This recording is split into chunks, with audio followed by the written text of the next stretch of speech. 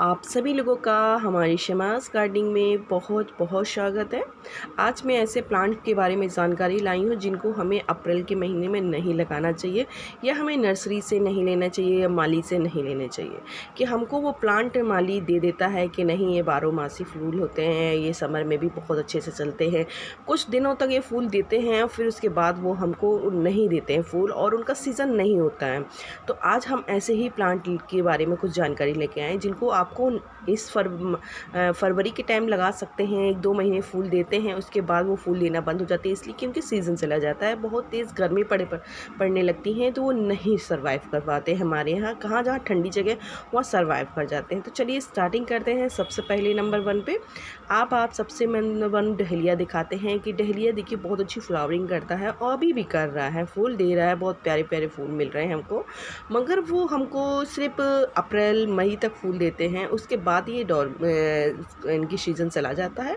ये विंटर में ही बहुत प्यारी फ्लावरिंग देते हैं। विंटर में समझ जब भी लगाएं तो आप अक्टूबर में ले लीजिए, उसकी कटिंग भी बहुत अच्छी से लग जाती है, तब लगाइए, बहुत अच्छी फ्लावरिंग मिल जाएगी। इतनी तेज़ गर्मी हमारे यहाँ पड़ती है कि उसमें ये सर्वाइव नहीं करते हैं। तो डहेलिया कोई भी वैरायटी हो, सिंगल या डबल मत लीजिएगा।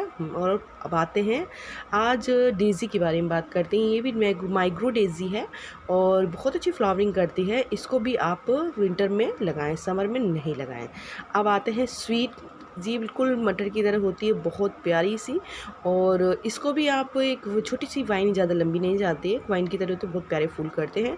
मगर इसको आप ही विंटर में ही लगाएंगे, समर में ये सर्वाइव नहीं करती है कि तेज़ धूप होती है। इसको भी आप बिल्कुल भी मत लगाइए अपने माली से या किसी से या नर्सरी से जाके। हम लोग फूल खिलते हैं और ले लेते हैं जाके, तो वहाँ से भी ये परचेस मत कीजिए। जब भी इसके सीड्स ग्रो करें तो अक्टूबर के महीने में या अगस्त के महीने में आप इनको ग्रो कर सकते हैं। बहुत प्यारी आपको फूल मिलने वाले हैं। अब हम आते हैं, एक डेज़ी और है। ये भी डेज़ी बहुत अच्छी फ्लावरिंग, इस टाइम आप नर्सरी जाएंगे तो बहुत प्यारे प्यारे फूल मिलेंगे। आप झटपट खरीद लेते हैं तो आप ऐसी गलती मत कीजिएगा कि इनका ये आउट सीज़न हो रहा है, अब ये फूल देना बंद हो जाएंगे, सीड भी कलेक्ट करने का टाइमिंग है, तो इनको भी आप बिल्कुल भी नहीं लगाइएगा।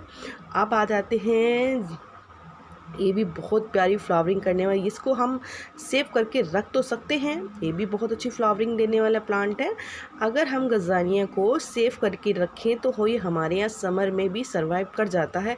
मगर बहुत सी जगह ऐसा नहीं हो पाता है कि बहुत तेज़ गर्मी पड़ती है। एक आपको ये अप्रैल मई तक चल जाएगा, उसके बाद भी बहुत मुश्किल होता है इनको बचाना कि इतनी तेज़ गर्मी पड़ती है। और ये जहाँ नॉर्मल सर्दी पड़ती रहती है, जैसे कि हल्का ठंडक रहती है, वो जगह ही चल जाते हैं। और यूपी में तो बहुत तेज़ गर्मी होती है, तो वहाँ तो ये चलना बहुत मुश्किल होता है और इनको संभालने के लिए बहुत ज़्यादा केयर करनी पड़ती है। तो इसको भी आप मत लीजिएगा और बहुत प्यारी फूल के चक्कर में आप अपने पैसे बर्बाद कर सकते हैं। अब आ जाते हैं गुलदावदी।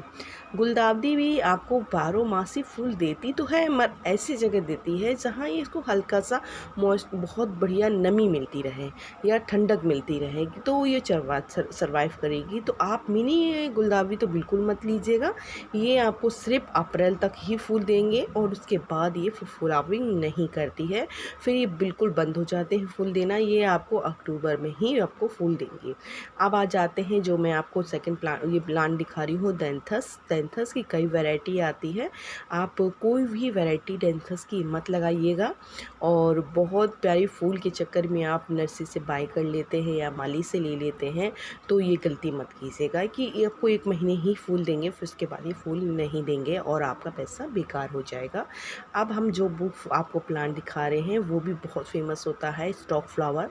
स्टॉक फ्लावर ये बहुत नाजुक होते भी हैं, मजबूत भी। मानिए कि जो विंटर के फूल होते हैं, बहुत ही कम फूल ऐसे होते हैं जो हमारे यहाँ समर में चलते हैं। तो जैसे कि स्टॉक फ्लावर हो, बटरफ्लाई हुई, ये सब नहीं चलते हैं।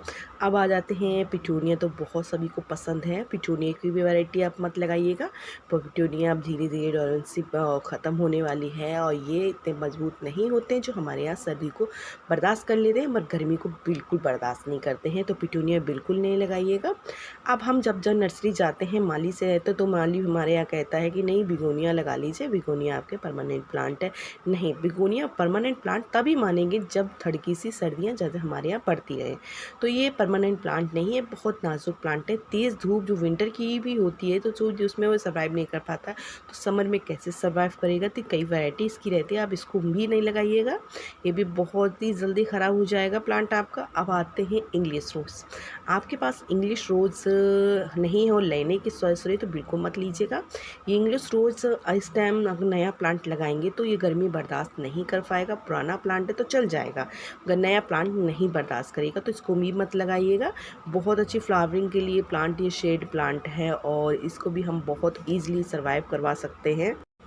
साइक्लिमन प्लांट है और ये भी हमारे यहाँ इंडोर सर्वाइव करता है मगर गर्मियों में नहीं। अगर आपके रूम में एसी चल रही तो लगा सकते हैं आप, अगर नहीं है तो बिल्कुल मत लगाइएगा, ये गर्मी बर्दाश्त नहीं कर पाती है। एस्टर और पेपर प्लांट भी इसको कहते हैं, पेपर फ्लावर्स भी कहते हैं, और ये बहुत अच्छी फ्लावरिंग करता है मगर सिर्फ विंटर में। समर में ये आपको अप्रैल तक फूल देगा, उसके बाद ये ख़त्म हो जाते हैं, फिर इनको अक्टूबर के टाइम इनकी सीडिंग की जाती है।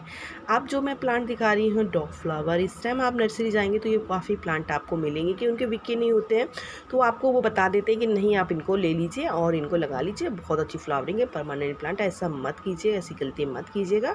इन प्लांटों को आप सिर्फ विंटर में लगाइए, समर में नहीं लगाइए, कि विंटर में जो फूल खिलते हैं बहुत कम ऐसे प्लांट होते हैं जो परमानेंट रहते हैं, और बहुत ज़्यादा गर्मी जो हमारे यहाँ पड़ती है इसमें नहीं सर्वाइव कर पाते हैं। चलिए, इसके अकॉर्डिंग और भी कोई भी जानकारी हो तो हमारी वीडियो पे आप कमेंट्स कर सकते हैं। वीडियो पसंद आए तो लाइक कीजिए, सब्सक्राइब कीजिए और बेल बटन दबाना जरूर याद रखिएगा, जिससे मेरी वीडियो की नोटिफिकेशन आपको मिल सके। Thank for watching my video. बहुत बहुत धन्यवाद।